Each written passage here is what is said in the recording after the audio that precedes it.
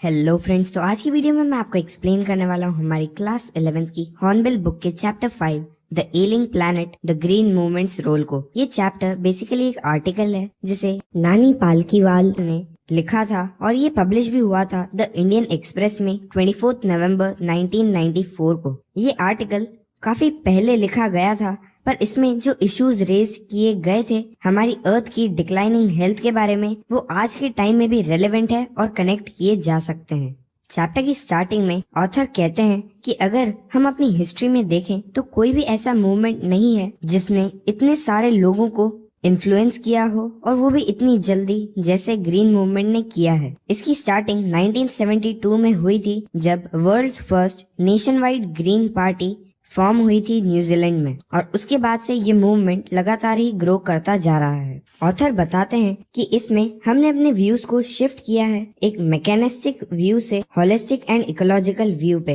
इस वर्ल्ड के लिए। इसका मतलब है कि पहले जैसे कि जब इंडस्ट्रियल एज का टाइम था, तब प्रोड्यूसर ज्यादा से ज्यादा रिसोर्सेज को एक्सप्लॉइट कर कर अपना प्रोडक्शन करते थे, जिनसे हमारी इन्वायरमेंट को काफी हार्म पहुंचता था, और वो हमारी अर्थ को भी प्रोटेक्ट करने के लिए कोई ध्यान नहीं देते थे। पर अब हम एक होलिस्टिक और इकोलॉजिकल व्यू पे शिफ्ट हो रहे हैं, जिसमें हम ध्यान रखते हैं कि हम इन्वायरमेंट को कोई नुकसान नहीं पहुंचाए और सारी चीजें एज ए बैलेंस वे में ग्रो करनी चाहिए। और ऑथर ये भी बताते हैं कि ये शिफ्ट हमारे ह्यूमन परसेप्शन में इतना रिवॉल्यूशनरी था, जैसे कि जब कोपरनिकस ने 16th सेंचुरी में मैनकाइंड को समझाया था कि जो अर्थ है और दूसरे प्लैनेट्स हैं वो सन के अराउंड रिवॉल्व करते हैं। इस मूवमेंट के कारण पहली बार ह्यूमन हिस्ट्री में एक वर्ल्ड वाइड कॉन्शियसनेस ग्रो कर रही है कि अर्थ भी एक लिविंग ऑर्गेनिज्म है और हम इस ऑर्गेनिज्म के पार्ट हैं, और इस ऑर्गेनिज्म के खुद की नीड्स हैं और कुछ वाइटल प्रोसेसेस हैं जिसे हमें रिस्पेक्ट करना चाहिए और प्रिजर्व करना चाहिए,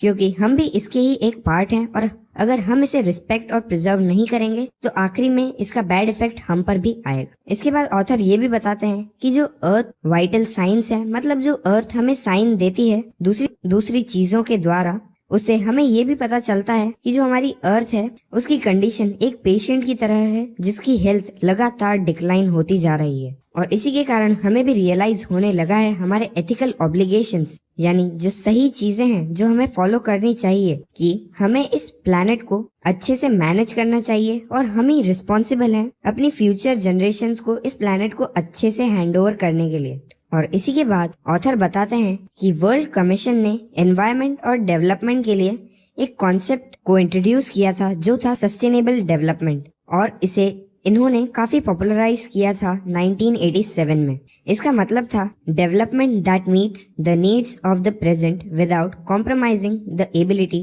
of future generations to meet their needs. मतलब हमें अपना ग्रोथ और डेवलपमेंट कुछ इस तरीके से करना चाहिए कि हम अभी अपनी सारी नीड्स को भी फुलफिल कर सकें, पर साथ ही में हम इन चीजों को करते हुए अपने रिसोर्सेज को इतना ज्यादा भी यूज न कर लें कि हमारी फ्यूचर जनरेशंस की नीड पूरी नहीं हो पाए। और हमें सिर्फ उतने ही रिसोर्सेज यूज करने चाहिए ताकि हमारी प्रेजेंट नीड्स भी पूरी हो जाए और हमारी फ्यूचर जनरेशंस को भी कॉम्प्रोमाइज न करना पड़े अपनी नीड्स को पूरा करने के लिए। इसके बाद ऑथर बताते हैं कि एक जू है लस्का ज़ाम्बिया में, जहाँ पर एक केज है और वहाँ पर एक नोटिस लिखा होता है जो था the world's most dangerous animal, और उस केज के अंदर एक मिरर पड़ा था और कोई एनिमल नहीं था, और उस मिरर में हमें अपनी ही इमेज दिखती है। ऑथर कहते हैं कि इस तरीके की एजेंसीज बहुत सारी कंट्रीज में है जो अवेयरनेस लाना चाहती है लोगों में कि अब जो मोस्ट डेंजरस एनिमल है, जो सबसे ज्यादा खतरनाक है हमारी अर्थ के लिए इस टाइम पर, वो हम ह्यूमंस ही हैं।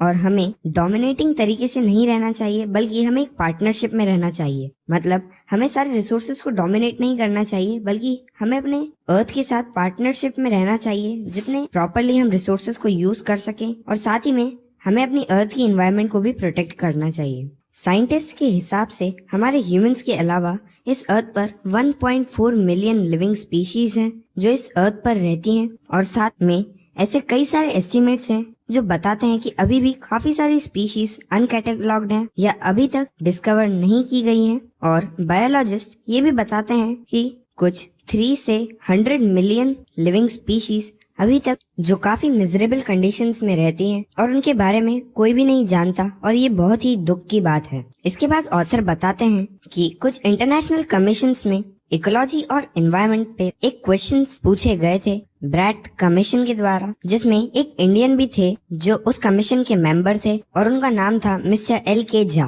और जो फर्स्ट ब्रैथ रिपोर्ट थी उसमें क्वेश्चन रेज किया गया था, are we to leave our successors a scorched planet of advancing deserts, impoverished landscapes and ailing environment। इसका मतलब था कि वो सिर्फ पूछ रहे थे कि क्या सिर्फ हमारी फ्यूचर जनरेशंस को हम एक ड्राइड प्लैनेट देने वाले हैं जिसमें सिर्फ डेजर्ट्स होंगे, यूज्ड अप लैंडस्केप्स होंगे और काफी बुरी कंडीशन में एनवायरनमेंट होगी। और इसके बाद मिस्टर लेस्टर आर ब्राउन ने अपनी बुक में द ग्लोबल इकोनॉमिक प्रोस्पेक्ट्स में पॉइंट आउट किया था कि अर्थ के 4 प्रिंसिपल बायोलॉजिकल सिस्टम्स है, फिशरीज, फॉरेस्ट, ग्रासलैंड्स और क्रॉपलैंड्स। और ये चारों ही फाउंडेशन है हमारे ग्लोबल इकोनॉमिक सिस्टम की। और ये बायोलॉजिकल सिस्टम्स हमें सिर्फ फूड ही प्रोवाइड नहीं करते हैं, पर वर्चुअली ये सारे रॉ मटेरियल्स हमारी इंडस्ट्रीज के सिर्फ मिनरल्स और पेट्रोलियम बेस्ड सिंथेटिक्स को छोड़कर सारे रॉ मटेरियल्स वर्चुअली हमें इन्हीं बायोलॉजिकल सिस्टम से मिलते हैं। पर इनके लार्ज एरियाज को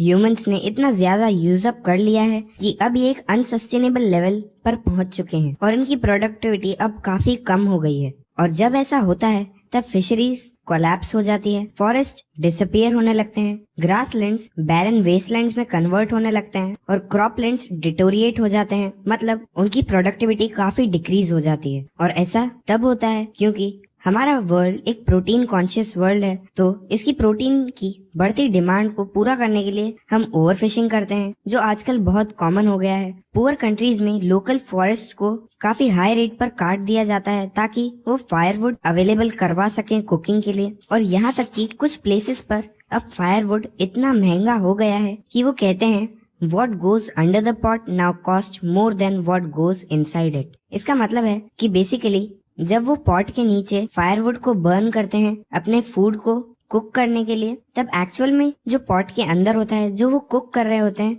उसकी इतनी वैल्यू नहीं होती जितनी उस फायरवुड की है जो उस पॉट के नीचे है। और जो ट्रॉपिकल फॉरेस्ट हैं, जिन्हें doctor Myers the powerhouse of evolution भी कहते हैं, उनके कांस्टेंट डिप्लीशन से काफी सारी स्पीशीज ऑफ लाइफ हैं जिन्हें एक्सटिंक्शन फेस करना पड़ा है और जिनके कारण उनकी स्पीशीज का डिस्ट्रक्शन हो गया था। इसके बाद ऑथर कहते हैं It has been well said that forest precede mankind, desert follow। इसका मतलब है कि हमेशा जो फॉरेस्ट हैं वो मैनकाइंड से पहले आते हैं, वो मैनकाइंड से ज्यादा इम्पोर्टेंट है और इसीलिए हमें फॉरेस्ट को प्रोटेक्ट करना चाहिए। और ऑथर ये भी बताते हैं कि जो हमारे वर्ल्ड के जो ट्रॉपिकल फॉरेस्ट हैं, जो एंशिएंट टाइम से हमको मिले हैं, वो अब इतनी जल्दी इरोड कर रहे हैं एक रेट पर जो है 40 to 50 million acres a year. और साथ ही में जो रीसेंट टाइम्स में डंग का यूज होता है बर्निंग पर्पसेस में, उसके कारण सॉइल की क्वालिटी भी लगातार डिक्रीज होती जा रही है, क्योंकि डंग एक नेचुरल फर्टिलाइजर का काम करता है और क्योंकि वो कॉन्स्टेंटली बर्न कर दिया जाता है तो उसके कारण सॉइल की वैल्यू भी कम होती जाती है। साथ ही में वर्ल्ड बैंक के हिसाब से सिर्फ ईयर 2000 की फ्यूल वुड की डिमांड को पूरा करने के लिए हमें अपनी फॉरेस्ट प्लांटिंग रेट को 5 टाइम्स इंक्रीज करने की जरूरत है। इसके बाद जेम्स पेथ, जो कि प्रेसिडेंट हैं वर्ल्ड रिसोर्सेज इंस्टीट्यूट के, वो कहते हैं we were saying that we are losing the forest at an acre a second but it is much closer to an acre and a half to a second. इसका मतलब है वो कहना चाहते हैं कि हम अपने फॉरेस्ट का 1 एकड़ सिर्फ 1 सेकेंड की रेट पर ही लूज कर रहे हैं, बल्कि अब वो और इंक्रीज होकर 1.5 एकड़ सेकेंड पे आ गया है और इस रेट से हमारे फॉरेस्ट रिड्यूस होते जा रहे हैं। इसके बाद ऑथर बताते हैं कि हमारे इंडियन कॉन्स्टिट्यूशन के आर्टिकल 48A के हिसाब से the state shall endeavour to protect and improve the environment and to safeguard the forest and wildlife of the country. इसका मतलब है कि हम जो कंट्री के लोग हैं उन्हें एक सिंसियर अटेम्प्ट करना चाहिए ताकि हम अपनी एनवायरनमेंट को इम्प्रूव कर सकें और अपने फॉरेस्ट और वाइल्ड लाइफ को सेफ गार्ड कर सकें अपनी कंट्री में।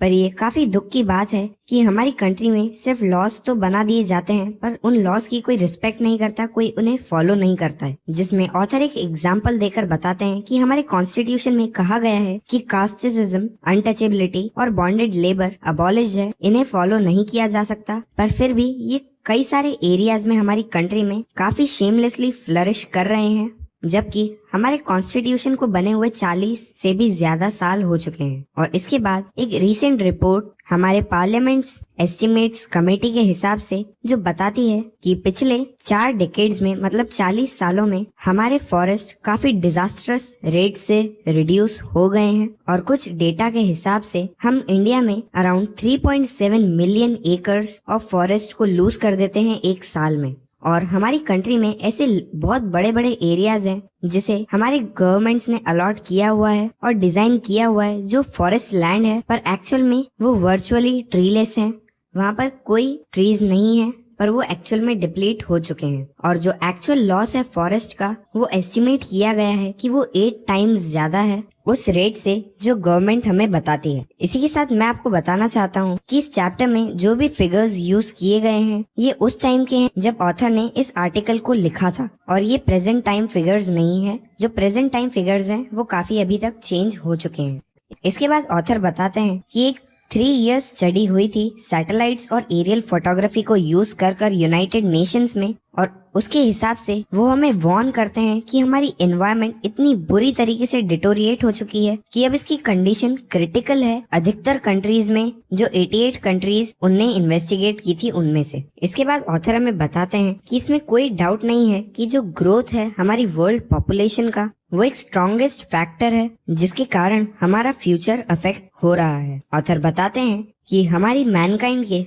फर्स्ट मिलियन ईयर्स में जाकर हमारी वर्ल्ड पॉपुलेशन 1 बिलियन को क्रॉस कर पाई थी, और ये तब का टाइम था जब ईयर था 1800, और उसके अगले 100 सालों में ही हमने 2 बिलियन की पॉपुलेशन को टच कर लिया था जो था ईयर 1900 तक। और 20th सेंचुरी तक पहुंचते पहुंचते 3.7 बिलियन पीपल और ऐड हो गए थे हमारी वर्ल्ड पॉपुलेशन में, और जो प्रेजेंट वर्ल्ड पॉपुलेशन है वो 5.7 बिलियन तक पहुंच गई है। और हर 4 दिनों में जो वर्ल्ड पॉपुलेशन है उसमें 1 मिलियन ऐड हो जाते हैं। और इसे ही ऑथर कहते हैं कि हमारी जो वर्ल्ड पॉपुलेशन है वो बहुत ज्यादा रेट से इंक्रीज हो रही है, जिसके कारण हमारी एनवायरनमेंट पर काफी इफेक्ट पड़ता है। इसके बाद ऑथर बताते हैं कि जैसे जैसे लोगों की इनकम भी बढ़ती जा रही है वैसे वैसे ही वो काफी ज्यादा डिमांड कर रहे हैं रिसोर्सेज की, जिसके कारण जो फर्टिलिटी है वो गिरती जा रही है। जैसे जैसे एजुकेशन स्पेंड हो रही है लोगों की हेल्थ भी इम्प्रूव हो रही है, जिसके कारण हमारी वर्ल्ड पॉपुलेशन डिक्रीज भी नहीं होती है। और ऑथर कहते हैं कि जो डेवलपमेंट है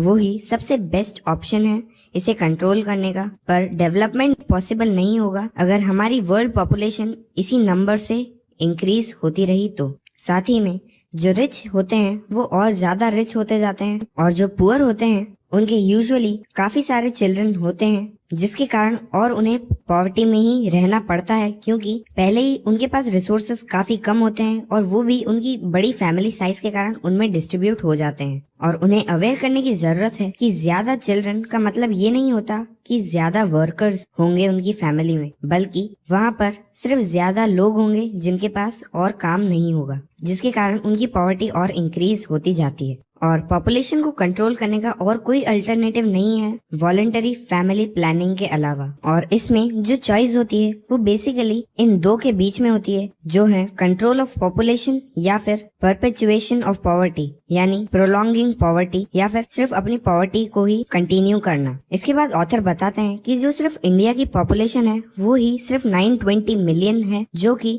अफ्रीका और साउथ अमेरिका की पूरी पॉपुलेशन को मिलाकर भी हमारी इंडिया की पॉपुलेशन ज्यादा है। और इंडिया में पॉपुलेशन कंट्रोल को सबसे ज्यादा प्रायोरिटी देने की अभी जरूरत है, नहीं तो फिर हमारे इंडिया में रिसोर्सेज की इतनी शॉर्टेज हो जाएगी जिसके कारण काफी सारे लोगों की लाइफ भी अफेक्ट हो सकती है अपने घरों में। इसके बाद ऑथर हमें बताते हैं कि इस मूवमेंट के कारण हम पहली बार अपनी ह्यूमन हिस्ट्री में अपना कंसर्न दिखा रहे हैं, और जो कंसर्न है वो सिर्फ हमारे सर्वाइवल के लिए नहीं है बल्कि सर्वाइवल ऑफ द प्लैनेट के लिए भी है। हमने होलिस्टिक व्यू को इनकलकेट करना स्टार्ट कर दिया है अपने अंदर, जिसका मतलब होता है कि हमें सभी चीजों पर ध्यान देना चाहिए ताकि हम एक बैलेंस तरीके से ग्रो कर सकें। और जो एनवायरमेंटल प्रॉब्लम्स हैं जरूरी नहीं है कि वो सिर्फ सिग्नल करें हमारे डिस्ट्रक्शन के लिए, बल्कि वो हमारा एक पासपोर्ट हमारे फ्यूचर के लिए भी हो सकता है अगर हम उन्हें अच्छे से अभी फेस कर लें और बेटर सॉल्यूशन से उन्हें एक बहुत बड़ी प्रॉब्लम बनने से रोक लें। और ये तभी होगा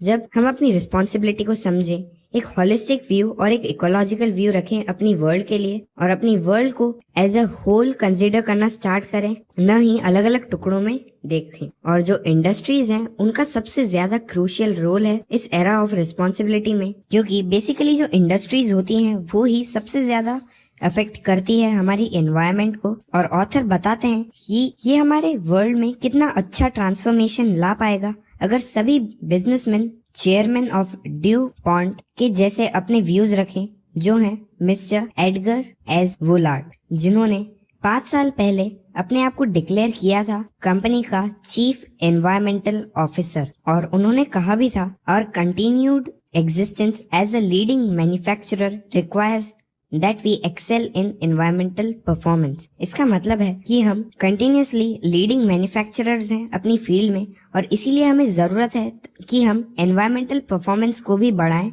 जिससे इवेंचुअली हमें ही हेल्प होगी। और इसके बाद ऑथर हमें बताते हैं कि जितने भी स्टेटमेंट्स मार्गरेट थैचर ने दिए थे अपने प्राइम मिनिस्टरशिप के टाइम पर, उनमें से जो सबसे अच्छा स्टेटमेंट था, जो काफी डिलाइटफुल था, वो था no generation has a freehold on this earth, all we have is a life tendency with a full repairing lease. इसका मतलब था कि किसी भी जनरेशन के पास पूरी अथॉरिटी नहीं है कि वो अर्थ के सारे रिसोर्सेज को खत्म कर दें, या फिर उनके पास फ्री होल्ड नहीं है कि वो सारे रिसोर्सेज को अपने बेनिफिट के लिए यूज कर लें। और हम सब यहाँ पर लाइफ टेनेंसी में हैं, मतलब हम सब यहाँ पर रहते हैं as a tenants with a full repairing lease, यानी हमें इन्हें पूरी तरीके से रिपेयर्ड रखना चाहिए अपने पूरे लाइफ टाइम में। और मिस्टर लेस्टर ब्राउन कहते हैं, we have not inherited this earth from our forefathers, we have borrowed it from our childrens. इसका मतलब है कि जो अर्थ है, हमें ऐसा नहीं सोचना चाहिए कि हमारे फादर्स या फोर फादर्स ने हमें इसे दिया है और हम इस अर्थ को पूरी तरीके से कंज्यूम कर सकते हैं, इसके सारे रिसोर्सेज को। पर हमें ऐसा सोचना चाहिए कि हमने इसे अपने चिल्ड्रन से बोरो किया है और बाद में हमें इसे अपने चिल्ड्रंस को ही देना होगा, और उस टाइम पे हमें इस अर्थ को वापस से एक अच्छी कंडीशन में वापस देना चाहिए, जैसे कि हमने कोई चीज उनसे बोरो ली हो, और जब हम उसे वापस देते हैं तब हम उन्हें परफेक्ट कंडीशन में ही वापस देते हैं उस चीज को। और इसी के साथ खत्म होता है ये चैप्टर द एलिंग प्लैनेट। अगर आपको ये वीडियो पसंद आई हो तो प्लीज इस वीडियो को लाइक करें, और अगर आप ऐसी वीडियोस को देखते रहना चाहते हैं तो इस चैनल को सब्सक्राइब करें। अब मैं आपसे मिलता हूँ अगली वीडियो में। Thank you.